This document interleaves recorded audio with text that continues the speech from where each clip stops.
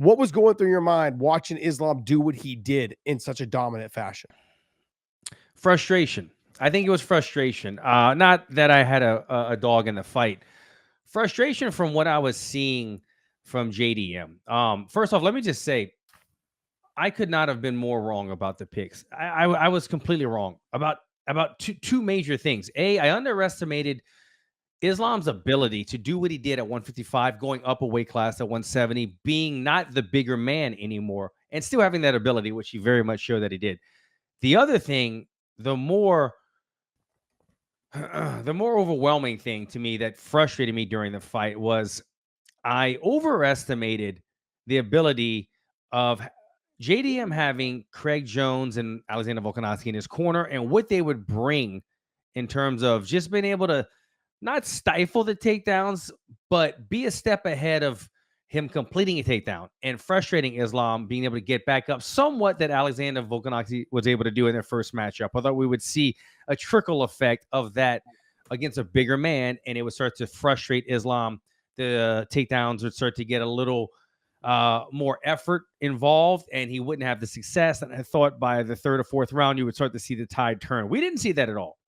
What we saw was a guy that did not wrestle, did not grapple at all, and he worked on sweeps. He worked on jujitsu. It was a jujitsu sweep match from JDM rather than just getting up off the ground or sprawling and stuffing the head and all those type of things. Now, it's easier said than done against somebody like Islam. But if you notice during the fight, JDM was in a half guard on his back. He had Islam in his half guard the majority of the fight, and he kept trying to fight that wrist, that left wrist of Islam, and he kept trying to thread his head through it. That's called the octopus sweep, right? And it's something that got very popular in the last year or two. Paul Craig is a master at it. Paul Craig does it. I've been training it for about a year now. I'm pretty low percentage. There's some guys that do it. If you're not a black belt at this move, if this is not your go-to sweep, you are probably not going to get it on somebody like Islam Makhachev. And yet he kept going for it and going for it and going for it. And it really frustrated me because he not only was just going for only that sweep rather than kind of going old school Chuck Liddell, just get an underhook, get a hand on the ground and get the hell up. But he kept trying to do that relentlessly. And then he wasn't even stuffing the takedowns. I mean, I think DC had a point on the Illustrator or maybe spoke about it after that Islam was getting in so deep on the double legs, he was getting his hands together. I mean, you don't normally see that. You normally have guys sprawling and spreading their legs, and you just trying to pull on the back of the knees. Islam, the takedowns were far too easy. But even from the beginning, I just don't think tactically he was in the right mindset. He took 3 or 4 leg kicks to the calf unchecked in the first 30 seconds. And I don't know why he didn't address that right away. He didn't, not only, a lot of times they say check the kick, but from my experience, and I'm, more of a striker than a grappler inside the octagon, at least, all you have to do is you angle your toe out. Whatever directions the kick's coming, you angle your toe and it starts to hit the shin. You make small adjustments. Then if it's needed, you start picking up the leg and check it. He didn't make those small adjustments. He didn't address the kicks. He got behind on the kicks. After he started eating the kicks and getting taken down, he didn't want to punch anymore. It reminded me, Josh, it started to remind me of the Leon Edwards fight, where you have a corner imploring him, come on, man. How bad do you want this? Do you want to be a champion? Show me something. Give me something. And they could not pull it out of him, right? And obviously, Leon got that last round head kick. That was nowhere in sight for him. The other thing that really had me scratching my head was the facial expressions, and I know that was all over Twitter. He made these agonizing facial expressions like there was something wrong. I don't know if he was injured. I don't know if he just was uncomfortable with the positions, if he was trying so hard for those octopus sweeps and he was having no success and having to carry the weight of Islam. Whatever it is, that is not championship quality. I'm not here to kick a man while he's down, but there was so many red flags in that fight for me that told me JDM either went into this fight completely flat in the wrong headspace, or he isn't meant for that type of quality. Because to be just making those facial expressions alone, that's something that persuades the judges. This fight needed no persuading in the eyes of the judges. But those are the type of small, subtle things that you get rid of early on in your career. He kept making mistakes tactically, playing jujitsu rather than wrestling wasn't there. He wasn't aggressive enough. I saw aggression in the first 15 seconds of the fight with the hands, and then I didn't see that again into the very last round. The entire in between of the fight, it was all Islam the entire time. He was dominant fashion. JDM was nowhere to be found. I was completely wrong. I mean, it wasn't what I thought it was going to be at all. Yeah, I don't think anyone had it going this way. I thought that maybe like, hey, he'll control him on the ground, he'll get back up, he'll control him on the ground, he'll get back up, he'll get the takedowns. He's gonna have to fight hard for the takedowns because of the size.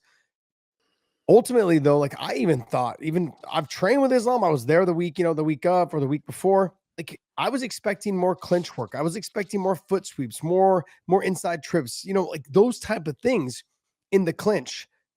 Literally, there was no effort. He didn't need to. He didn't need to. Smashed a single, stood up with him, cross faced him right across the face, sat him to his butt in the very first takedown. I don't think he stopped the takedown. Did he stuff a takedown the entire fight?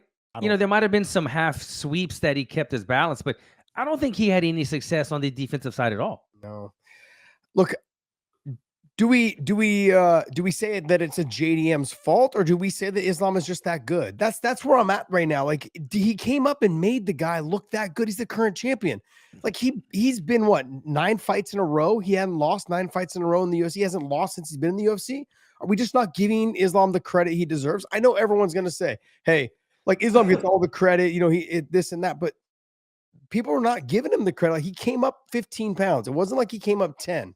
He came up 15. That extra 5 is a lot. And now I think what takes points away from Islam in terms of credibility amongst the viewers is the fashion that it happened. Though it was dominant, people weren't impressed, right? People were unhappy. If you're not seeing finishes, if you're not seeing damage, people are getting irritated with it. They want to see something more.